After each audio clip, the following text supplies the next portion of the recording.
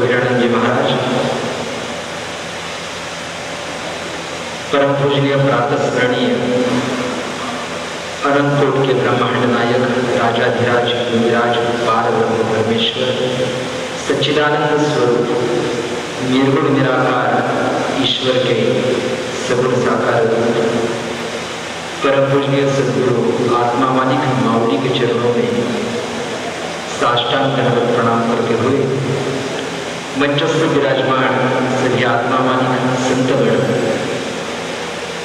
आत्मा मालिक ध्यानपीठ के उपस्थित सभी विश्वस्त और आज इस पावन भूमि में जो अखिल महाराष्ट्र कुमावत बेलदार सभा का जो राष्ट्रीय एवं प्रांतीय अधिवेशन का आयोजन किया गया, इस आयोजन के हेतु और इस अधिवेशन के हेतु इस पावन भूमि में इस संतपीठ के समक्ष विद्यमान सभी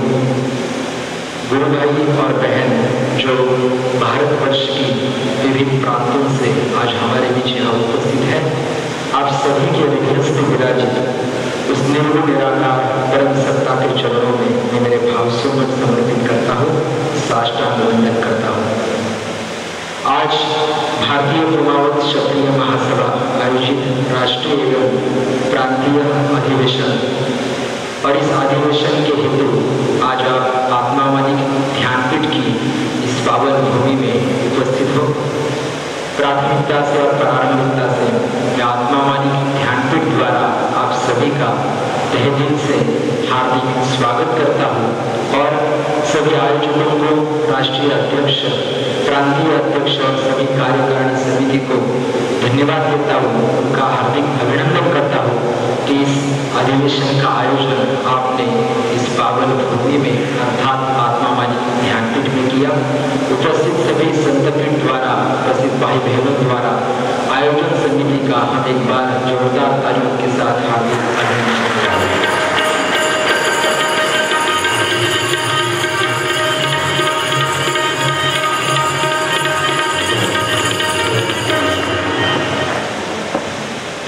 कल शाम से ही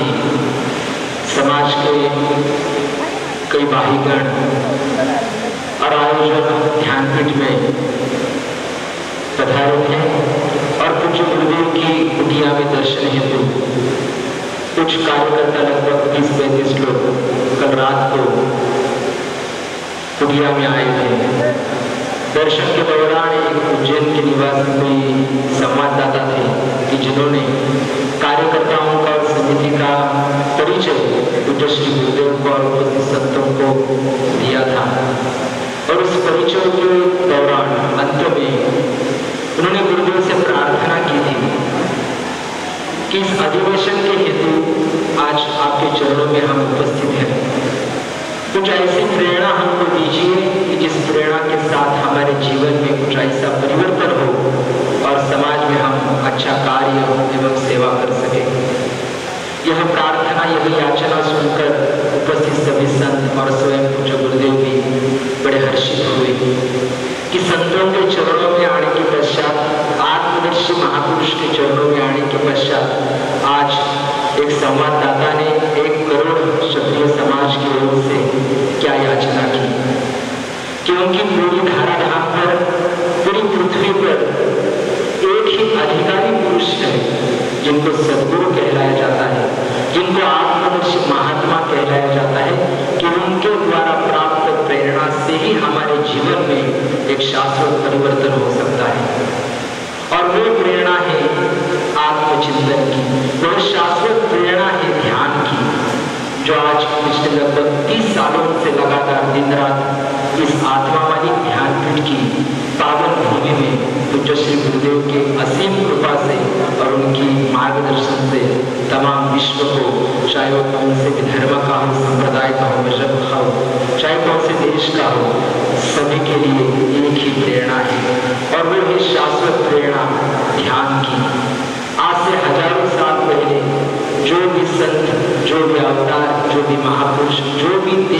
देवी देवता इस धाराधाम पर आकर गए, उन सभी ने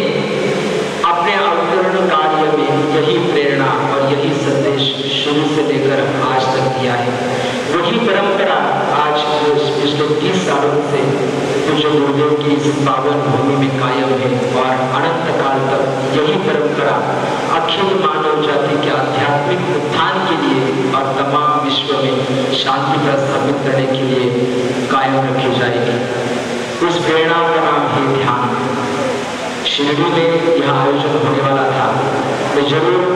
आत्मावाणी ध्यानपीठ के विद्यमान विश्वस्त श्रीमान मोहन जी शेलार साहब को हार्दिक धन्यवाद देना चाहूँगा। उनका तहे से अभिनंदन करना चाहूँगा कि शेलार साहब ने अपने अथक प्रयास से इस अधिवेशन का आयोजन इस आत्मावाणी ध्यानपीठ की भूमि में किया। शिरडी जैसी पावन स्थली आज जो विश्वविख्यात बनी,